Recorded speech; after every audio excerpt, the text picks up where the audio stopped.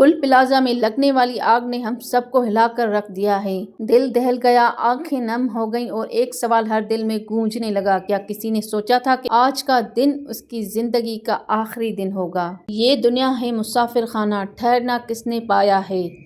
جو آیا ہے یہاں پر ایک دن اس نے جانا ہے۔ نبی کریم صلی اللہ علیہ وسلم نے فرمایا، دنیا میں اس طرح رہو جیسے تم کوئی اجنبی ہو یا راستے سے گزرنے والے مسافر ہو۔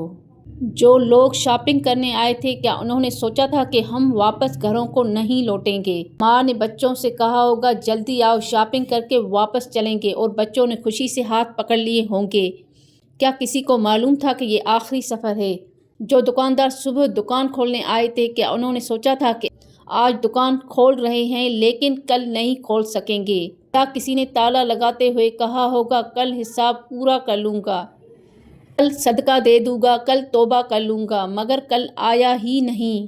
جو لوگ دوسرے شہروں سے گھومنے آئے تھے، کیا انہوں نے سوچا تھا کہ ہم اپنے شہر واپس نہیں جائیں گے؟ گھر والوں کو فون کیا ہوگا، ہم ٹھیک ہیں، بس گھوم رہے ہیں، چیخ کر یہ واقعہ ہمیں چیخ چیخ کر بتا رہا ہے، یہ دنیا فانی ہے، یہ رونقیں عارضی ہیں، یہ بازار، یہ پلازے، یہ چمک دھمک ہمیشہ کے لیے نہیں، یا تو یہ رونقیں ختم ہو جائیں گی یا پھر ہم یہاں سے چلے جائیں گے۔ یہ سوال بہت سے دلوں میں ہے، کیا یہ اللہ کی آزمائش ہے یا ہمارے گناہوں کی سزا؟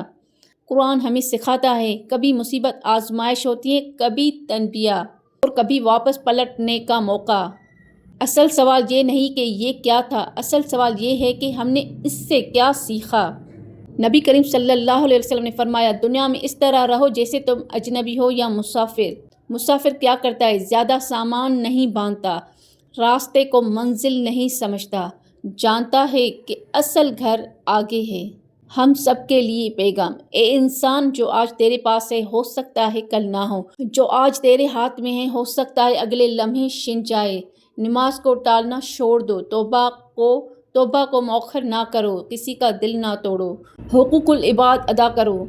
آئیے دعا کریں، یا اللہ گل پلازا کے اس حادثے میں جو جانیں گئی ان سب کو شہادت کا درجہ عطا فرما، ان کے اہل خانہ کو صبر جمیل عطا فرما، اور ہمیں اس واقعے سے سبق سیکھنے والا بنا دے، نہ کہ صرف افسوس کرنے والا۔ آمین یا رب العالمین۔